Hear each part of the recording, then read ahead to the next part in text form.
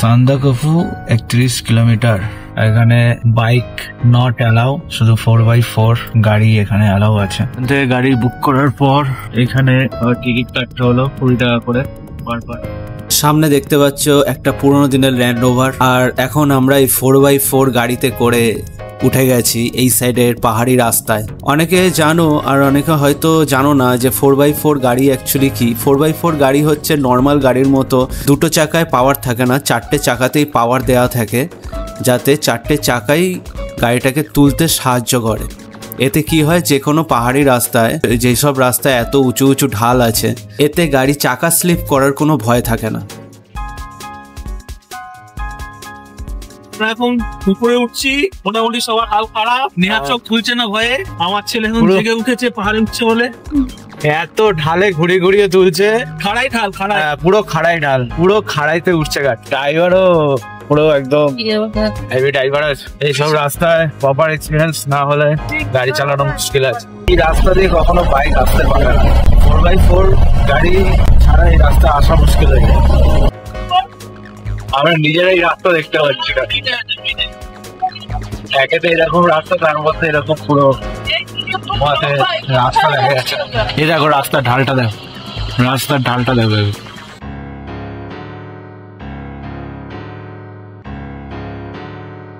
আমরা এখন যেই রাস্তা দিয়ে যাচ্ছি তার পাশেই পড়ছে নেপাল বর্ডার। এইদিকে ইন্ডিয়া আর এই সাইডে হচ্ছে নেপাল। এতদিন যত পাহাড়ি রাস্তায় আমরা ঘুরে থাকি না কেন, এই রাস্তায় একটা আমাদের অন্যরকম এক্সপিরিয়েন্স হচ্ছে। প্রথমের দিকে রাস্তা একটু ভাঙাচোরা থাকলেও এই দিকের রাস্তা কিন্তু ভালো, যার জন্য ড্রাইভারও মোটামুটি স্পিডেই গাড়ি চালাচ্ছে। পুরো রাস্তার ধারে এরকম সেফটি ব্যারিকেড করা আছে, যার ফলে রাস্তা যতই ঢাল হোক না কেন তোমরা নিজেদের সেফ ফিল করবে। এইখান থেকে বড় গাছের সংখ্যা কমে গেছে, এই জায়গাটা অনেকটা ফাঁকা। এর মানে একটাই হতে পারে এই সব এরিয়াতে বরফ পড়ে। আমি যেটা ভেবেছিলাম একদম ঠিকই ভেবেছে। ড্রাইভারের সাথে কথা বলে জানতে পারলাম যে হ্যাঁ, যখন বরফ পড়ে তখন এখানে বরফ পড়ে। এই গাছগুলো দেখে তোমরা বুঝতে পারছো যে বরফ পড়ে থাকলে গাছের যেরকম অবস্থা হয়, এই গাছগুলো পুরো শ্যাওলা পড়ে আছে। তোমরা এই জায়গাটা একবার খালি দেখো। এই জায়গাটা দিয়ে যাওয়ার সময় আমাদের কি ফিল হচ্ছে জানো? আমাদের মনে হচ্ছে আমরা যেন কোনো সমুদ্রে জলের তলা দিয়ে যাচ্ছি। জলের তলায় গাছেদের যেরকম অবস্থা হয় শ্যাওলা পড়ে, এইখানের গাছগুলোরও একই অবস্থা। আর এর সাথে সাথে এইখানে আমরা সূর্য মামার দেখা পেয়ে গেছি। একটা পুকুর, এই পাহাড়ে এই প্রথম একটা পুকুর দেখতে পেলাম। এরকম জায়গায় পুকুর দেখতে পাওয়ার মানে একটাই, এর আশেপাশে কোনো না কোনো জায়গায় লোক বসতি তো আছেই। রাস্তার পাশে দেখো সান্দাকফুর একটা মাইলস্টোন বসানো। এই মাইলস্টোনগুলো দেখে তুমি বুঝতে পারবে যে আর কতটা পথ তোমাদের বাকি আছে। এখানে বিএসএনএল এর নেট মোটামুটি কাজ করছে, আদার্স নেটওয়ার্ক অতটা ভালো কাজ করছে না। যেহেতু আমার বিএসএনএল আছে তার জন্য আমি বুঝতে পারছি।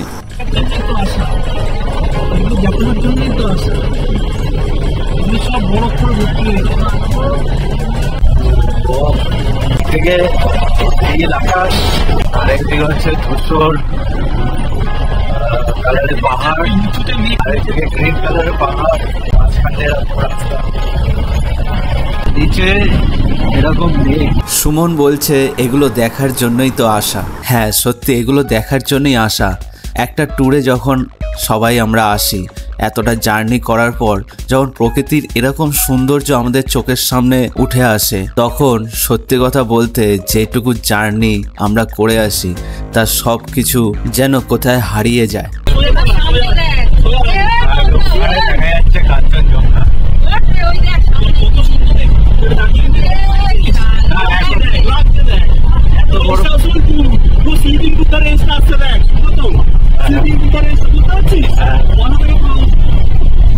আর এরকম দৃশ্য দেখার পর আমরা সবাই হালকাভাবে স্পিচলেস হয়ে যাই। 19 বাজে আমরা টংলুতে নেমে গেছি, আর ওইখানে দেখা যাচ্ছে Kanchenjunga, sleeping Buddha, full range পাওয়া যাচ্ছে, ফুল রেঞ্জ। অসাধারণ। নিচটা দেখো, নিচটা দেখো খালি। একদিকে সবুজ পাহাড়, পুরো পাহাড়ের গা দিয়ে মেঘ উঠছে দেখো। গাড়ি দাঁড় হতেই আমরা পাগলের মতো ছুটেছি পাহাড়ের সিন দেখার জন্য। আর এইদিকে গাড়ির ড্রাইভার দাঁড়িয়ে আছে আমাদের লাগেজ হোমস্টেতে শিফট করার অপেক্ষায়। এখন আমরা লাগেজ গুলো নামিয়ে নেব, নামিয়ে নিয়ে গাড়িটাকে ছাড়তে হবে। এটা হচ্ছে এই হোমস্টে ডাইনিং প্যাসেজ। দেখতে পাচ্ছ তোমরা ডাইনিং প্যাসেজটা এনারা কত সুন্দরভাবে সাজিয়ে গুছিয়ে রেখেছে। এইটুখানি জায়গার মধ্যে খুব সুন্দরভাবে ডেকোরেট করা, খুব পরিষ্কার পরিচ্ছন্ন, টেবিলগুলো খুব সুন্দরভাবে পরিষ্কার। এখানে আস্তে আস্তে আমাদের এমনিতেই দেরি হয়ে গেছে, তার জন্য এনারা বললেন যে আপনারা তাড়াতাড়ি করে লাঞ্চ করে নিন। এটা হচ্ছে খাওয়ার জায়গা এই হোমস্টে, আর এটা হচ্ছে বাইরের ভিউ। এইখানে একটা ফুলদানি আর তার পাশে কাঁসার গ্লাস, আর ভিডিও করতে করতে আমাদের লাঞ্চ চলে এসেছে আর আমরা সবাই একসাথে লাঞ্চের টেবিলে বসেও গেছি। এবারে প্রশ্ন হচ্ছে লাঞ্চের মেনুতে কি থাকছে। সাদা ভাত, ফুলকপির তরকারি, ছোট ছোট পাঁপড়, আলু ভাজা, আর এখানে মশলা পাঁপড় আছে, আর এখানে রয়েছে ডিমের কারি, একটা সুন্দর আচার আর পেঁয়াজ লঙ্কা। এখন বাজে 4:44 আর কাঞ্চনজঙ্ঘা স্লিপিং তার কালার একটা হালকা লালচে, বাদ বাকি নিচে তো পুরো মেঘ, তিন সাইডে পাহাড়। এটা হচ্ছে স্লিপিং বুদ্ধার মুখ, মাঝখানে এই অংশটা হচ্ছে বুদ্ধার পেট, আর এখানে হচ্ছে পা।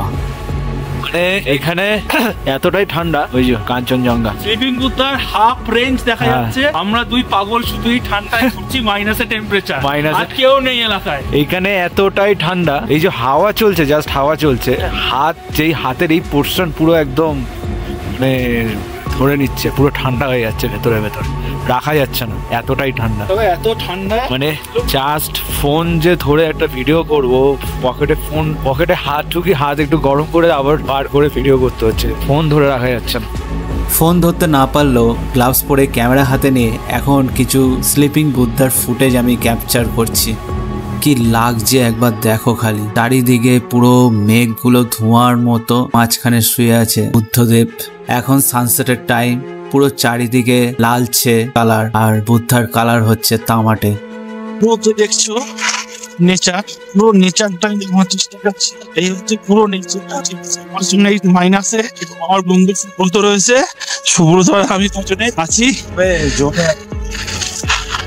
আর জানি না কতটা তোমরা বুঝতে পারছো ভিডিওতে, সিনিক বিউটি, মানে ভাষায় বা সম্ভব না এই বিউটি।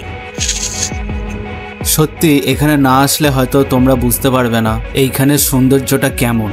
ক্যামেরায় কতটা কি আসছে আমি বলতে পারবো না, তবে সামনে থেকে দেখলে তুমি শুধু এই পাহাড়ের দিকেই তাকিয়ে থাকবে, আর অন্য কোনো দিকে তাকাবে না। আর এইখানে যে অ্যাডভেঞ্চারাস ব্যাপারটা, সেটা এইখানে না আসলে কখনো বুঝতে পারবে না। কারণ এইখানে যেই পরিমাণে হাওয়া চলছে আর যেই পরিমাণে ঠান্ডা, এখানে সারভাইভ করাটাও একটা বড় ব্যাপার।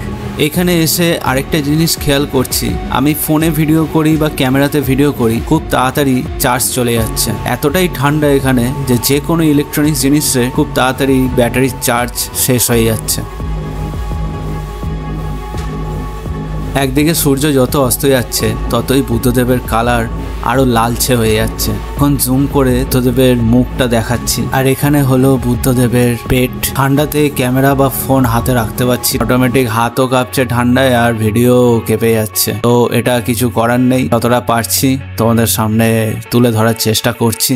এতটা ঠান্ডা আর ঠান্ডা হাওয়ার সম্মুখীন হতে হবে সেটা আগে বুঝতে পারিনি। যত অন্ধকার হয়ে আসছে ততই ঠান্ডা আরো বাড়ছে। এবারে রাতের ডিনারটা তোমাদের একটু বলে দিই। রাতে থাকবে চিকেন, রুটি আর আলু ভাজা, তার সাথে পেঁয়াজ লঙ্কা। এবার তোমরা যদি কেউ ভাত খাও তাহলে ভাতও এখানে দিয়ে দেবে, কোনো অসুবিধা নেই। তবে যেটাই খাবে সেটা তোমাদের একটু আগে থেকে এখানে বলে দিতে হবে। এনারা খুব সুন্দরভাবে কাঁসার থালা বাসনে খাবার সার্ভ করে। রাতে এখানে তোমাদের হোমস্টের ভেতরেই থাকতে হবে। বাইরে যেরকম হাওয়া সেরকম ঠান্ডা। এরকম টিবেটিয়ান ম্যাস্টিফ, ভাল্লুকের আনাগোনা তো এখানে আছেই।